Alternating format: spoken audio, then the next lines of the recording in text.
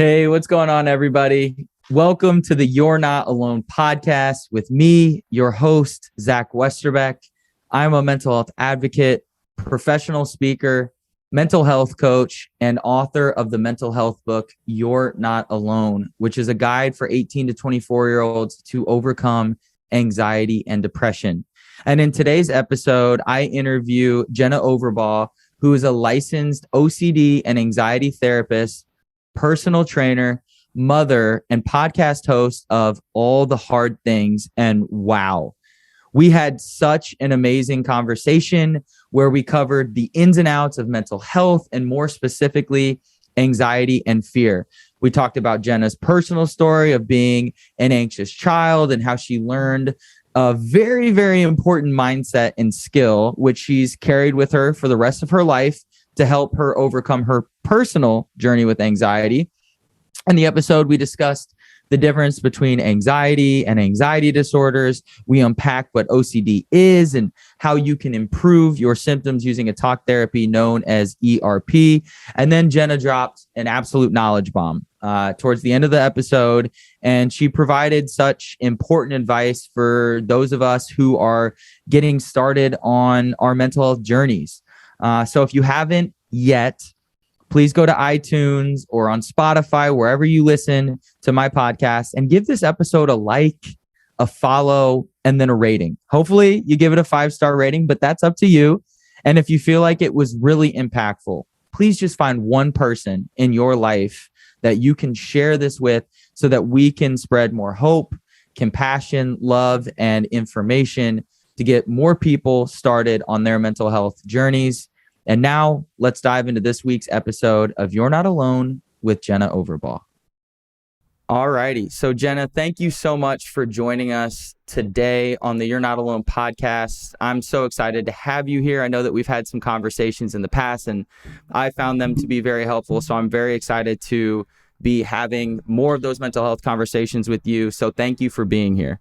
Yeah, thank you so much for having me. And the content of what it is that you do and just the you're not alone sentiment, it really hits home for me in my personal journey. And yeah, I'm hopeful that I know that this will be helpful for people. So thank you for everything that you do. Yes, thank you. And we're already off to a good start. My mic just fell loose on me here, but we're jumping in. We're rolling with the punches. Yeah. So I want to start by asking you just to give kind of a quick introduction of yourself to my audience. Sure. So I've always been an anxious person. I'm still a pretty anxious person. And so even when I was little, though, anxious going into school, meeting new people, I did not like that feeling of anxiety. I got very competitive with it. And I somehow knew from a very, very early age, if I do something and just kind of get it out of the way, that's better to just rip off the Band-Aid than that inner turmoil of, oh my gosh, I wish I would have done that. I feel bad about myself now. I'm even more scared. So that was always how I perceived things. And then I went to college. I learned in my Psych 101 course that was actually a gold standard and evidence-based practice for OCD and anxiety and related conditions, exposure and response prevention. And I was like, that's it. That's 100% like what I need to do. That's in my bones. I need to do that. I knew that I wanted to be a therapist and a counselor, but not what we typically know to be therapists and counselors. I wanted to be more of a coach, more of a, motivator, so on and so forth. And so from that moment forward, every project, everything, every internship, every experience that I could, I dedicated it to obsessive compulsive disorder, anxiety, and related conditions. And that led me to a really successful graduate school experience. I spoke at national conferences. I've authored several peer-reviewed literature articles. And I went into kind of outside of grad school. I went in, I landed my dream job. I was working at a residential OCD and anxiety recovery center for 8 years, one of the most world-renowned facilities in the whole entire world for what it is that we do. And I learned a lot. And I became, I think, so, I became so naive and so ignorant that this could never happen to me, right? I'm from the therapist perspective of I know exactly what to do whenever I have these thoughts. These thoughts, everyone has these thoughts. It's all about what you take from them. It's all the significance that you give them. And whatever you do, don't ritualize. Just let yourself be anxious. And I never thought in a million years that I would ever develop really significant postpartum OCD when I had my first son. He actually turned 4 just a couple of days ago. So back in 2008, back in 2018, rather, when I had my son, I was just flooded with harm intrusive thoughts. I was flooded with sexual intrusive thoughts. It got really, really bad to the extent that I was up in the middle of the night for hours checking to make sure that I didn't hurt him, even though I knew that I didn't. I was engaging my husband in really elaborate ritualistic behavior, pulling over on the side of the road to make sure that he was still in the car seat, even though I could see him in the car seat. And yeah, eventually got so bad. I went through my own experience with ERP, which was a really weird experience, being an OCD therapist, having this really unexpected kind of loaded gun situation, right? Like that was the firing of the gun for me. And yeah, I had to go and see an ERP provider. I had to go through that experience myself, and it made me into such a better therapist. It made me into such a better mom. And now I just am really vocal about how no one is immune to this. No one is immune to anxiety. No one is immune to, suicidal thoughts. No one is immune to OCD. So I just, back to your podcast, back to your book, right? Like I want people to know that they're not alone and that no one is above experiencing these really difficult situations. Absolutely. And I really appreciate you. And I remember kind of from our conversation, you talking about the journey to becoming a therapist and then really getting to understand OCD and ERP specifically, like on an intimate level with yourself. And I really I've got a lot of questions in that area that I want to unpack. I am curious though, you said growing up, you were an anxious kid. Can you tell me just a little bit more about that? Like, what did it look like to be an anxious kid? Like, how did it feel? And then I know obviously you're big on pushing yourself outside of your comfort zone, but like, how did you know how did you know you needed to get competitive with your anxiety? Great questions all around. So, I think it came out a lot for me in terms of social anxiety. I was always very scared to, when we're going around and doing the popcorn reading, oh my gosh, like, are they going to pick me next? What if I don't know where I'm reading? What if I sound funny? What if I stutter? So on and so forth. Very much anxious about what other people thought of me. And I remember even as small as in high school being like, okay, that means I need to raise my hand and go first. I just kind of knew that it was that I kind of knew that one way or the other, I was going to feel uncomfortable. Right. And I think that just came from experience. Like I can either sit here and worry the entire time, and feel anxious the entire time. Are they going to pick me? What am I going to sound like? What are they going to think of me? Or I can, be anxious and kind of rip the Band-Aid off and get it over with. And it felt so much better to just get it over with. And it came out in other ways too. As I grew up and into adolescence, I remember, and I feel like a lot of teenagers kind of go through this, but in hindsight, I wonder if a little bit of it was telling and kind of indicative of OCD. A lot of things always had to feel just right, like with my social interactions and with my personality. Like I feel like I was always trying to take on little aspects of people's personalities. Again, like hoping that people would like me. And it came to me one day, like, I'm never going to figure out who I am. Like if I'm constantly just taking these pieces of other people, I'm never going to figure out who I am if I'm just taking on this characteristic of this person and this person's fashion sense and so on and so forth. And I also was made fun of significantly for my weight. I was about 60 pounds heavier in high school. And it was one of those things I never was really cognizant of it. I didn't think it was an issue, but someone finally brought it to light. It was in the middle of a cafeteria, in the middle of the cafeteria, kind of one of those situations where everything gets really quiet and everyone looks at you. And I remember exactly where I was, exactly what it felt like. And someone called me fat in front of the entire school. And I think the next 2 or 3 years, I ate lunch alone in the bathroom because I was terrified of being seen. And I just couldn't go back into that cafeteria. And I mean, that kind of lingers with me even to today. Like there are some days when I'm having a bad body image day, like I still feel that fear going into the gym.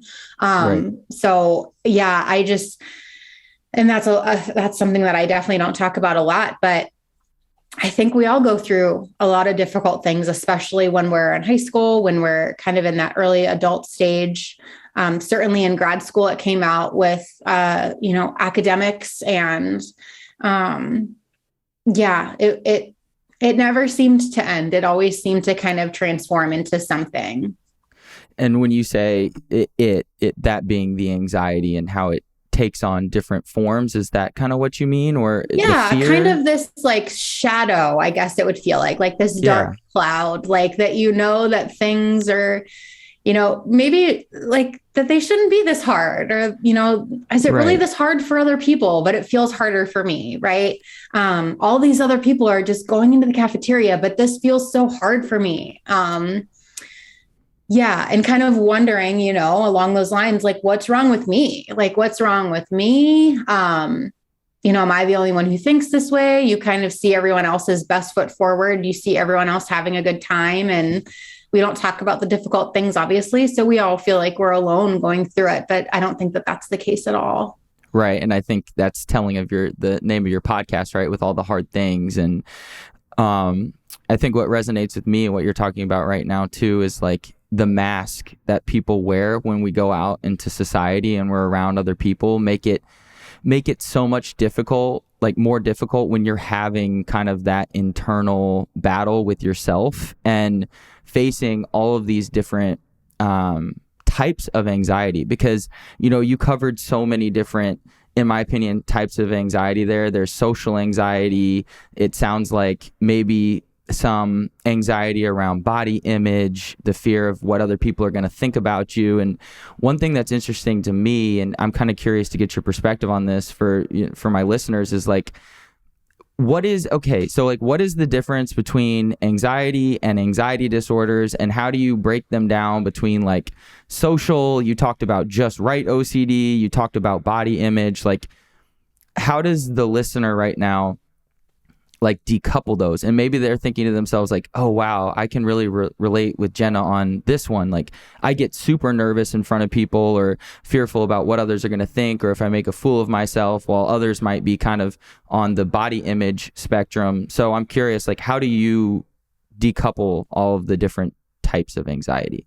So I think, we all have to start just first with anxiety, right? And we'll gradually peel back the layers of the more intricate layers of the onion after that. But to just start, anxiety, we all experience anxiety. Anxiety is like any other emotion. It's trying to tell us something, and we can't just eradicate it completely. The same way that we can't eradicate anger. We can't just like inject ourselves with something and get rid of that.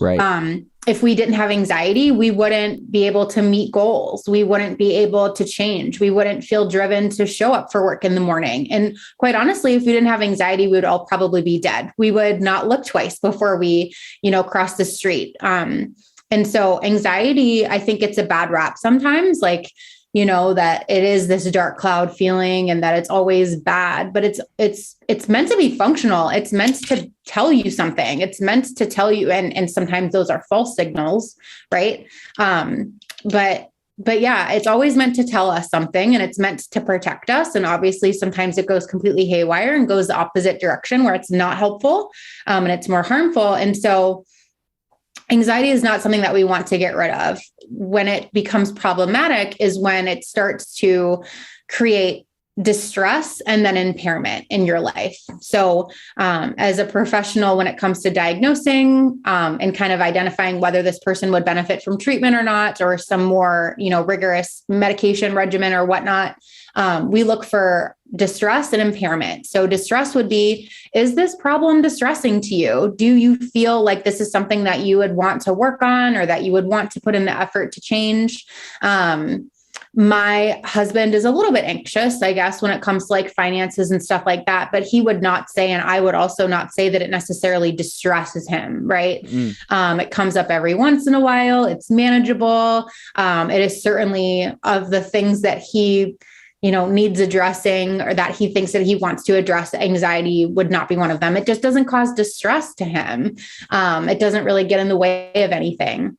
And then we would also look at impairment. So is this anxiety impairing your values in some way? Is it holding you back in some way? And most importantly, is it interfering with your activities of daily living? So, is your anxiety preventing you from being able to go to school? Is your anxiety preventing you from doing your homework because you're so worried about it having to be perfect that you put it off and put it off and put it off? And generally, we look for these things to be pretty consistent, right? So not just with like one homework assignment, are we exhibiting these behaviors? Not just with one person, are we exhibiting these behaviors? But rather, it's kind of more consistent and across different environments and different situations.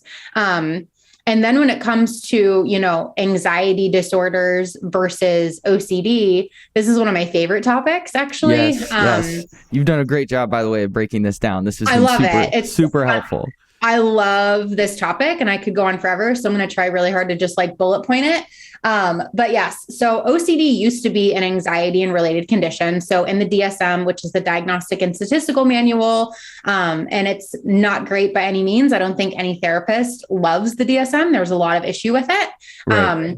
But under anxiety and anxiety related conditions, OCD used to be under there and for pretty intuitive reasons, right? Like I think anybody with OCD would describe themselves as anxiety being a core feature there. But because of recent literature that kind of identifies that there are brain regions involved in OCD that aren't necessarily involved in other anxiety related conditions, they have been deemed as separate. So now there's anxiety in the DSM, which is more so like social anxiety, generalized anxiety disorder. And then we have obsessive compulsive disorder and related conditions. So OCD is kind of separate.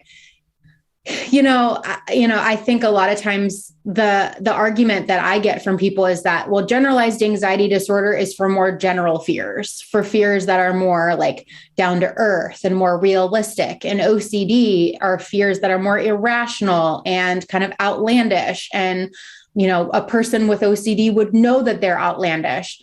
And I don't think that that's true, especially when we're talking about more modern themes of OCD, like relationship OCD or sexual orientation OCD. Like those things aren't outlandish. Those things are like that. That's not out of this world for someone to think that they may not be with the right partner. Right. So I think the distinguishing lines are becoming a little bit more blurry.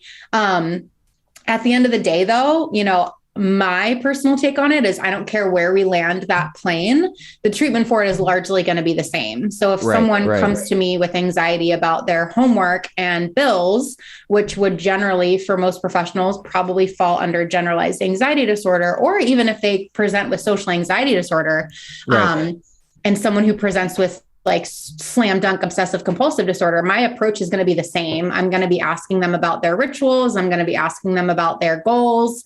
What are the things that they're afraid of? And we're going to do the dang thing. We're going to go and talk to people or, do this thing 666 times or whatever that means. So I don't care really where we land the plane because the treatment for it is largely the same. Okay. So like, let's say somebody comes into your office after listening to this and they're having trouble distinguishing between just generalized anxiety and OCD. What would be the process that you would walk them through to like decouple that? I would probably start with giving them, I mean, this is super practical, but I would start by giving them a list of like some sort of self-monitoring where they would monitor the triggers when they came up, like for several days. So I would have them literally write out a list of on a piece of paper or on their phone for the next several days. Every trigger that comes up, everything that causes you to want to avoid, everything that causes you to want to ask for reassurance, everything that causes you to want to run or flee or just cause that spike in anxiety, regardless of what it is, write it down. And at that point, after we've collected a lot of good information, I would either before or after that probably go over a lot of good education too about how anxiety is self-perpetuating and how these safety behaviors or compulsions, they work temporarily, but they actually perpetuate the problem for the next time. I'll also want to collect information about them, from them about what are your safety rituals? What are the things, are you avoiding? Are you, when it comes to your bills, are you avoiding opening up your mail? When it comes to relationships, are you constantly asking for reassurance about whether they're into you or not? So let me ask you something. You said something interesting to me. You said that anxiety it perpetuates itself is what you had talked about. And you mentioned you've used some key buzzwords that I think people that have gone through therapy or are in the industry know, but like ritualizing, compulsions, avoidance, to the person who's maybe starting to connect the dots in terms of like, oh, wow, like, okay, this is definitely anxiety that I'm feeling, potentially OCD. What does ritualizing mean? What is a compulsion? What does avoidance? I mean, I of course, from my lens, I feel like I know what avoidance behavior looks like, but what does the person listening right now, what do they need to like look for? What do those words like mean? Absolutely. So whether it's anxiety of any kind, whether it's OCD, kind of whatever it is, I would want people to know that we all have weird thoughts. We all have spam thoughts. We all have thoughts that are kind of like, whoa, where'd that come from?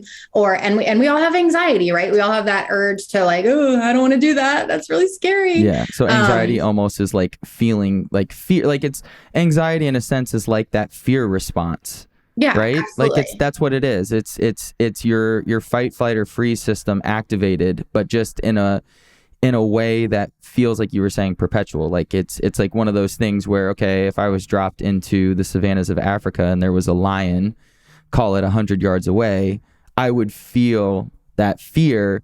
But as soon as I was removed from that environment, logic would say that I would no longer feel that fear. And where that's different is that the anxiety oftentimes is there and it's confusing as to why it's there. Yeah. Absolutely. And so a lot of times too, it might be in the form of what if questions, like what if they judge me, or what if this happens, or what if. Right. And so we all have that and we're never going to get rid of that. But the problem is kind of what we do about it. Right. So, in the face of that, what if I go into the lunchroom and everyone's looking at me? Right. You have a couple different options there. We don't know what's going to happen, right? We don't know that won't happen, but every choice that we make, if we run the opposite direction and we just go and hide in the lunchroom like I did, what we've done is we've just proven to our brain that our worst case scenario would have happened.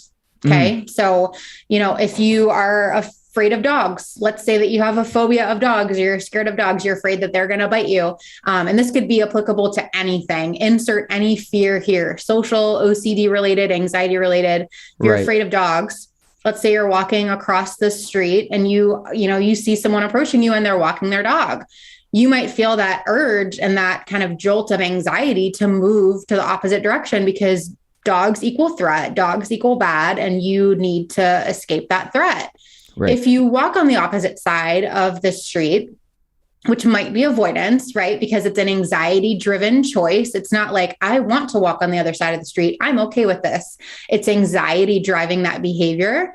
It's anxiety-driven. The function of it is to escape anxiety. So anything like that is kind of what we would say is a compulsion or a safety-seeking behavior. You're seeking safety in doing this behavior versus it being a values-driven behavior. So for somebody, okay, and I love that, and I'm gonna have to ask you about a value-driven behavior. But so somebody listening right now could literally start to monitor themselves, like you said, if they met with you and start noting down, okay, I did this particular behavior actually because I know that if I were to go into this, I would feel anxiety, and I don't want to feel that feeling, so I avoided the situation. So they could literally start to track their behavior, and this is where we get into things that start to impact your everyday lifestyle. The words that you were using earlier, what were the two again? It was when you were talking about impacting your day-to-day life, and there was one other, but distress and impairment. Distress and impairment, exactly.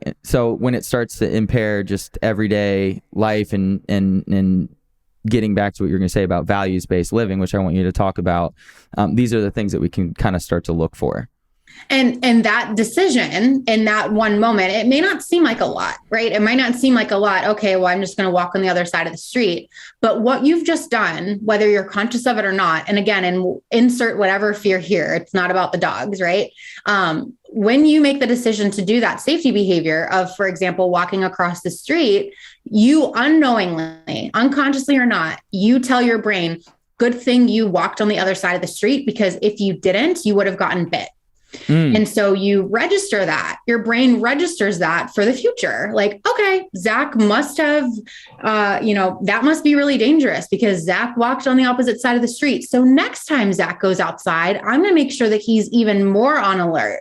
I'm going to make sure that he avoids, those sidewalks and those dogs even more and even sooner. And so your brain is wanting to protect you. Your brain doesn't know that you have anxiety. Your brain doesn't know that you have OCD. Your brain doesn't know that dogs are threatening or not threatening. Your brain only keeps a collection of messages that you have provided it based on your behaviors, right? So, it might not be that big of a deal. Oh, I just walked on the opposite side of the street that one time, but next time, maybe you don't even go down that street.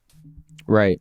And then you just reinforce that learning all over again. Okay, good thing I didn't go down that street because otherwise I would have saw that dog again. And now maybe you don't even go in that vicinity. And then eventually you're providing your brain with more and more evidence for the fact that if you would have done this, you would have gotten bit. You're only attributing your safety to the fact that you avoided. And so your brain latches onto that, and eventually it snowballs. And maybe you're not even able to go out on walks anymore because your brain is continually getting this message that this is how you stay safe. And so that's how distress and impairment obviously takes place, right? So you might not be too distressed or too impaired by your functioning or by your rituals when you're just, walking on the opposite side of the street one time. But when it snowballs like that, which it has the propensity and the, tenacity to do, it can get you to where you're distressed and impaired by your functioning pretty quickly.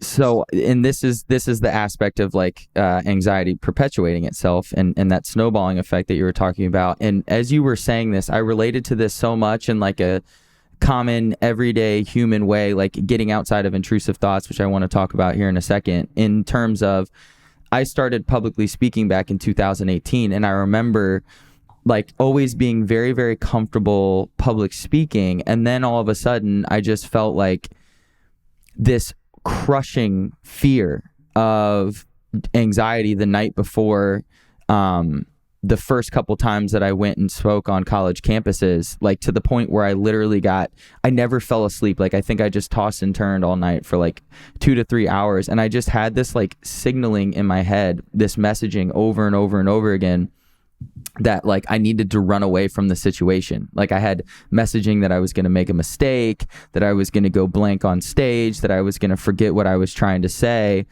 But because of everything that I learned in therapy, ERP specifically, which I want to talk to you about, I was the only way through this is to actually just go through it. If I avoid this, I'm just going to reinforce with my brain this idea that public speaking is dangerous and that I will make a fool of myself. And it's so interesting. I wanted so badly to run from the situation. I was telling my wife, I don't want to do this. I made a mistake. And she's like, no, you're doing this. This is what you were meant to do. And now, years later, sleep like a baby before my speeches. maybe a little bit of butterflies beforehand, but more excitement versus nerves. And so it's just amazing how you can train your brain in that way. So I'm curious, to the anxious listener right now, what do you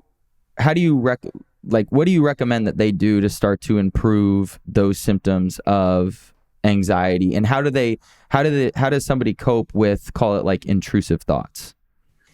So I think it's kind of like that's such a great example of what you did. And what I really like is that you made your decision in that moment because you knew if you ran away, how it would affect you the next time, right? Like, you knew, if I don't do this, if I just follow my instinct and I continue to avoid, I'm never going to get back on stage again.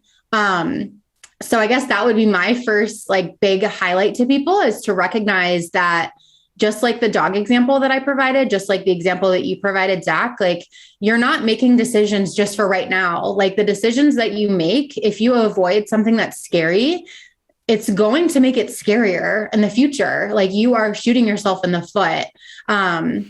So when it comes to anxiety, these things, when they're anxiety provoking, very rarely will they ever get less anxiety provoking the more you put it off, right? Like, you have to do it. You have to get on stage and you have to do it, because had you, Zach, not done it, you would have felt that relief in the short term. And that's so instantly gratifying. But in the long term, you would have been even more scared to get back on, because you would have given your brain the evidence like, okay, I can't handle this. This is bad. Speaking on stage is threatening. So we have to continue to ramp Zach up even next time, so he knows not to do that. Right.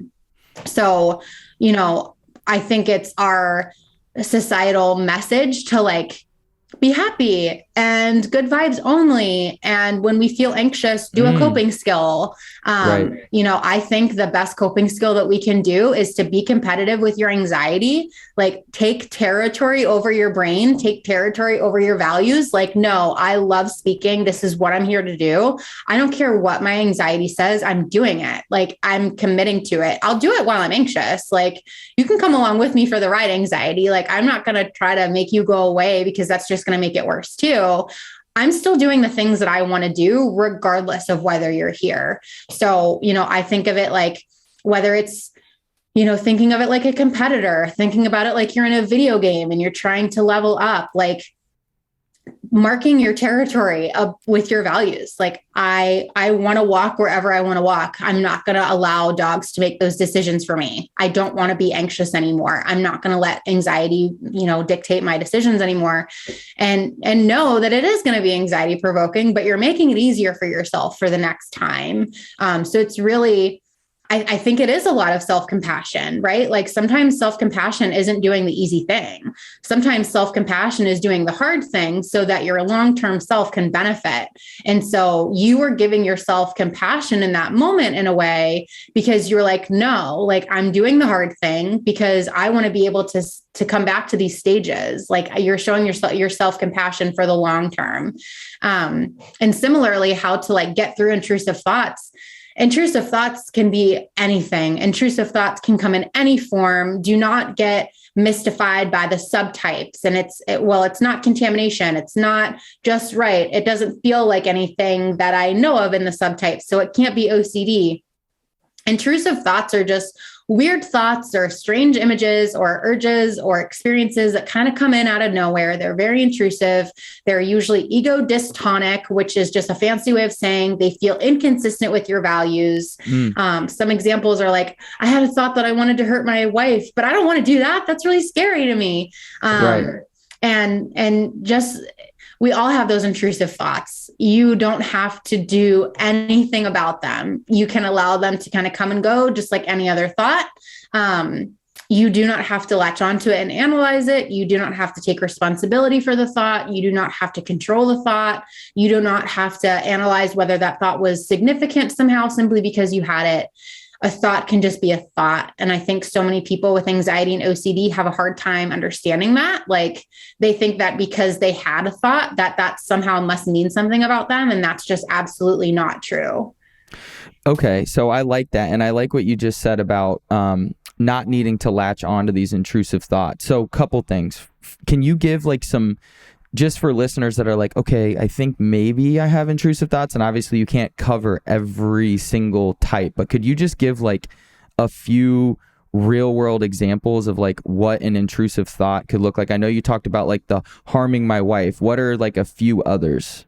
Sure. So obsessions / intrusive experiences. I say we tend to say intrusive thoughts because that just rolls off the tongue more easily. But really, they can come in the form of thoughts, usually kind of like a what if type of scenario, but not always. Can be images, can be feelings, like intrusive feelings. It can also be intrusive urges, like this urge to swear in the middle of church, right? Even though you're like, no, I would never want to do that, but it's just this urge. It just feels like this urge.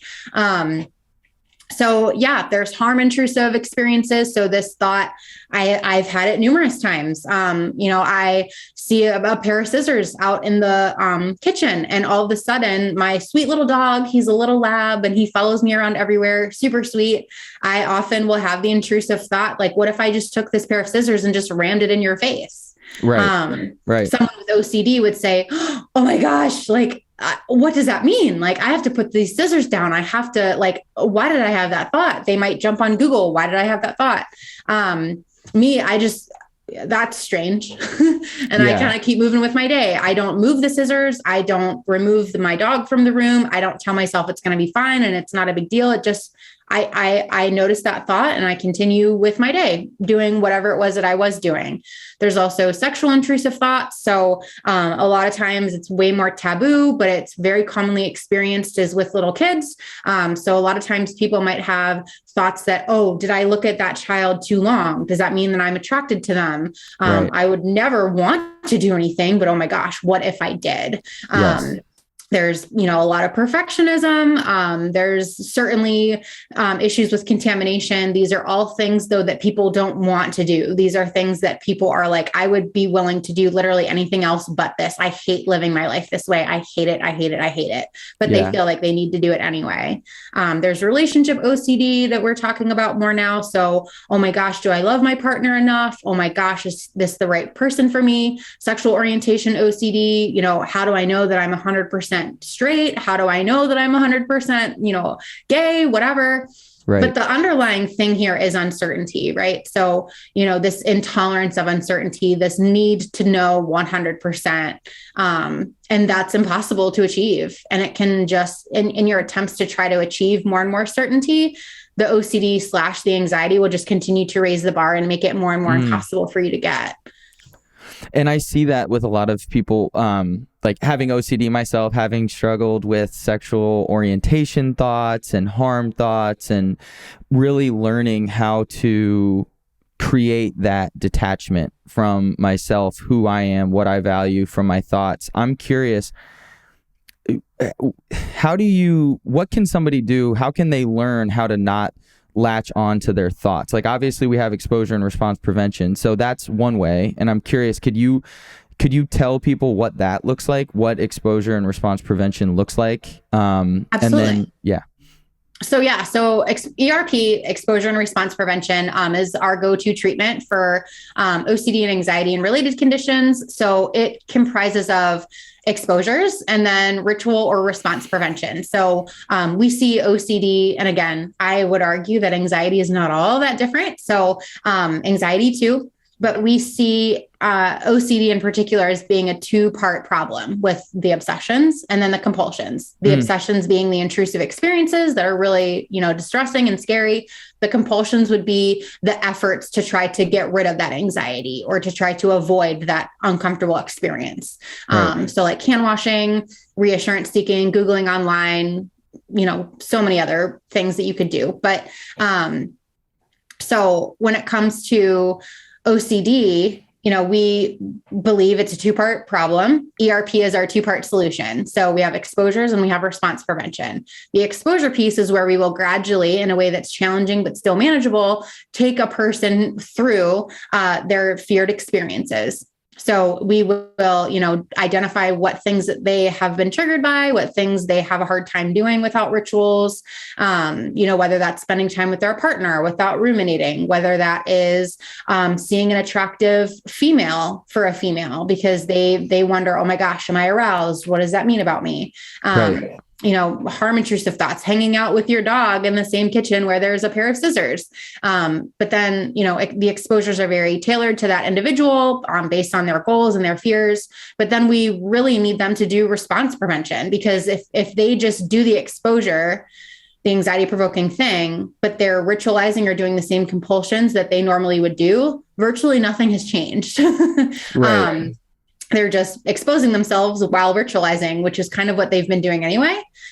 So we really do need to reduce or remove the rituals that they've been used to doing, to kind of allow them to habituate, which is just a fancy way of them getting that you get used to it. Right. So anyone who's jumped in a cold pool before has likely habituated. Eventually you stay in the cold pool and you get used to it. So anything that's very repetitive and prolonged, you tend to just get used to it, because our bodies don't like outlying environments. They like balance.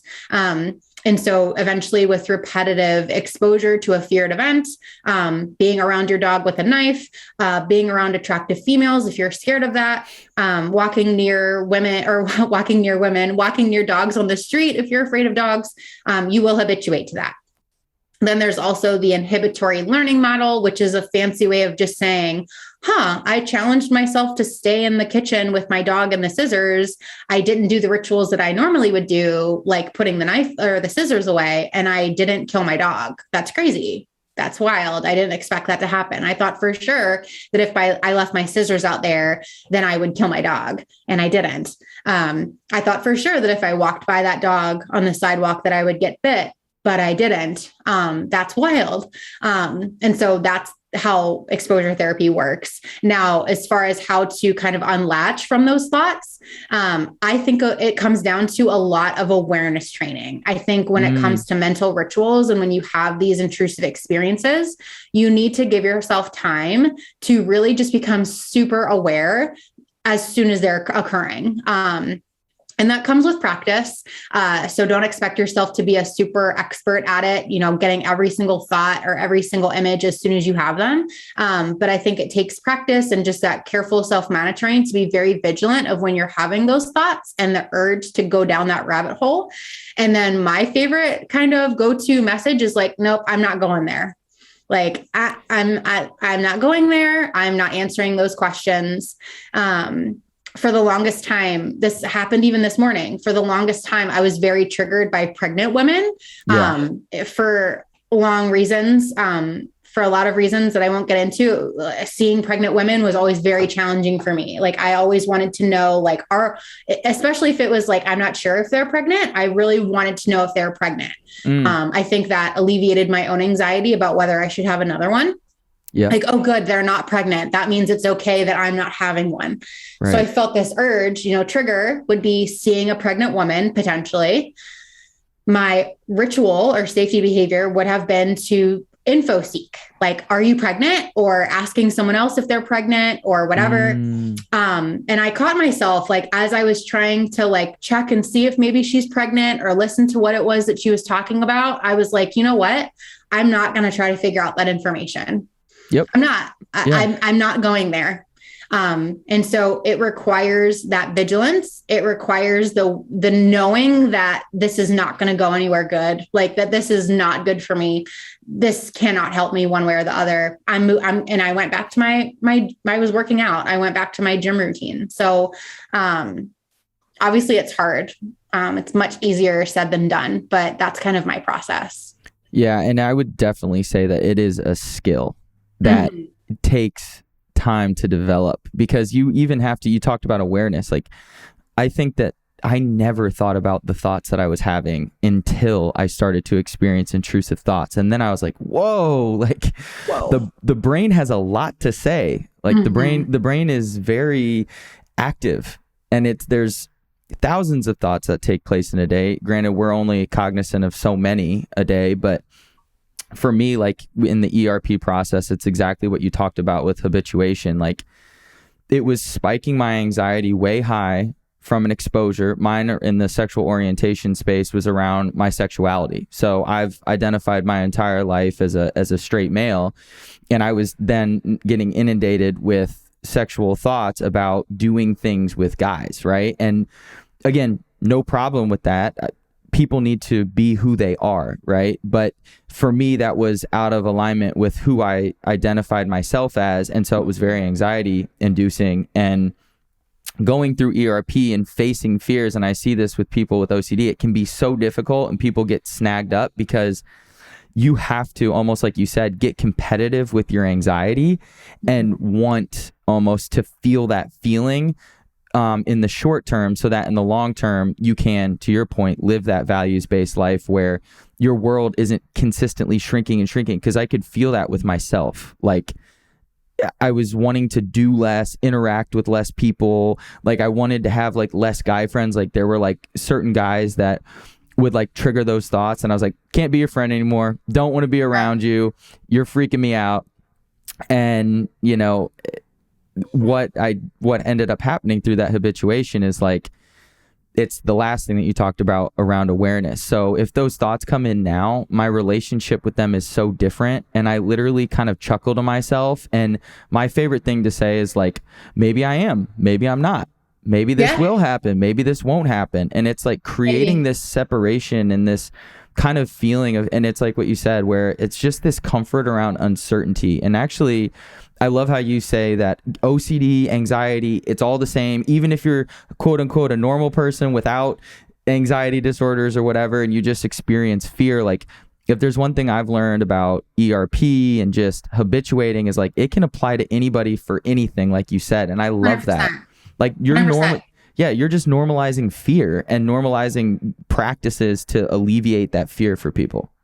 Yeah. And if I had one like movement that I would love to see happen, we would get away from the specifics of mental health.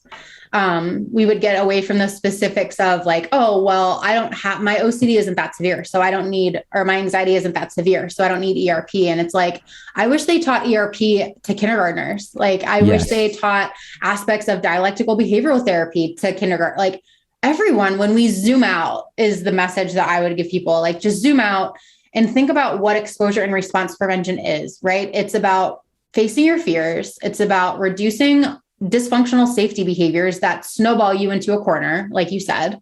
It's about living a values-driven life and making sure that you are dictating your behaviors, that you are in control, that you are driving the ship, and that anxiety is maybe a passenger sometimes, but the very back of the plane, right? And yeah, it's about increasing functional behaviors and decreasing dysfunctional behaviors. So to that end, like if anyone can benefit from this information, and yeah, I mean, who can't benefit from every once in a while, like, you know, just being a little bit more courageous and not waiting for you to feel comfortable before you do something scary, right? Like the definition of courage is that you do something because it's scary. You don't wait for something to feel comfortable. You do something because it's scary. And my favorite people to work with, and the people who I think do really, really well in treatment, are the people who really embrace those like big skills of, it was never about this one exposure where you touched the sink faucet, right? It was never about this exposure where you hung out with that guy that triggered you. It was about your willingness to challenge yourself and to give yourself a better life, despite all of your internal wiring and instincts telling you otherwise. Like it's about those leaps of faith. It's about building self-efficacy. It's about building self-confidence and courage and all those things. The best example that comes to mind is I worked with someone who was pretty surprisingly, like the OCD never really hopped from theme to theme. It was pretty strictly just on relationship based issues and relationships and, you know, doubt as it presents itself in relationships. She messaged me one day and she said that she has always wanted to go surfing, but she was afraid of sharks. And she was like, I don't know. I just thought like all the other things that we had talked about, I didn't want that to dictate my life anymore. And I really wanted to go surfing. And so she went surfing. And I was like, that's what it's about. Like, that's what it's about. It's not about the relationship OCD. It's not about the contamination. It's not about the sexual orientation. It's about you making the decisions that guide your life and not listening to anxiety. I would say that is a perfect place to kind of wrap things up and end with kind of the final question, because I love everything that you just said. And if people don't listen to any other part of this episode besides that right there, I mean, geez. It's all the way at the end. Whew, that was powerful. Don't you worry. In the intro, I will definitely be time-stamping that so people know to check that out. So I guess with everything in mind that you just said, what is one piece of advice that you would give someone who is right at the start of their mental health journey? Oh man. I would want people to know that I hear from everyone, and I felt it myself. Like I must be going crazy. Like there's something wrong with me. I feel like I've walked my whole life, like 32 years, feeling like I'm crazy and feeling like there's something wrong with me. And I think we all think that way. So there can't possibly be anything wrong with any of us. We can't possibly be going crazy, right? I just wish that we all talked about it a little bit more. Right. And I guess my best advice would be, don't wait for yourself to feel less anxious before you do something, because that time is never going to come. Right. So if anything, like we've mentioned in our personal and just like story, like examples, right? If we wait for what it is that we want, it's just going to become more anxiety provoking. So I read something on Twitter that I would want people to know as they embark on their journey. I read it on Twitter or TikTok, and it's crazy the things that you can find on like TikTok and Twitter these days. It's really helpful actually. But someone mentioned that anxiety equals uncertainty plus powerlessness. And I thought that was amazing. Anxiety equals uncertainty plus powerlessness. And I was like, whoa, that's really, really accurate, because we can't do anything about the uncertainty, right? Like you could have gotten on stage and bombed. You could have gotten on stage and, said something awful or, stammered or lost your place. Like you could walk by a dog and get bit, but you're not powerless to any of this. There's so much information out there, and there are small steps that you can take, whether it's support groups, whether it's a book, whether it's a podcast, right? Like small little steps. So even if we can't necessarily do anything about the uncertainty piece, we can, build that sense of powerlessness so that you feel more powerful. And, I think that comes in small choices with acting more courageously, not waiting for comfort before you act, like acting courageously because of what it is that you value in your life. And just, getting a little bit competitive. This is your territory. This life is your territory. Your brain is your territory. And just kind of think about the things that you're fighting for. Think about the things that you want in your life. And you can change this, right? Like you can change the narrative. You can change the way that you respond to fear. And your brain is your territory. It's good to try to fight for that and to get it back. I absolutely love that. You're not powerless. You can become more powerful, and this life is your territory. Your brain is your territory. So own your territory, take back your power, and habituate to anxiety so that you can live that values-based lifestyle. So Jenna, it's been an absolute pleasure having you on. Can you let my audience know where they can find you, access your services, all that good stuff? For sure. So I am currently over at NoCD. So that's nocd.com or treatmyocd.com. If you are a little bit sparked by anything that you heard here, thinking, that you may have OCD, we are a teletherapy platform. We provide services for people who have OCD and related conditions. So even if you, aren't ready for therapy or that's not up your alley, we have a free app that you can download with lots of good self-monitoring forms. Like I kind of talked about in this episode, a really great community of people just to know that you're not alone. And then I'm over on Instagram at Jenna.Overbaugh. And I also have you on my podcast. You presented on my podcast a long time ago. We'll have to have you back. So so I'm over on my own podcast, which is All the Hard Things. And I'm on all the podcast platforms. So between those three places, you can pretty easily find me.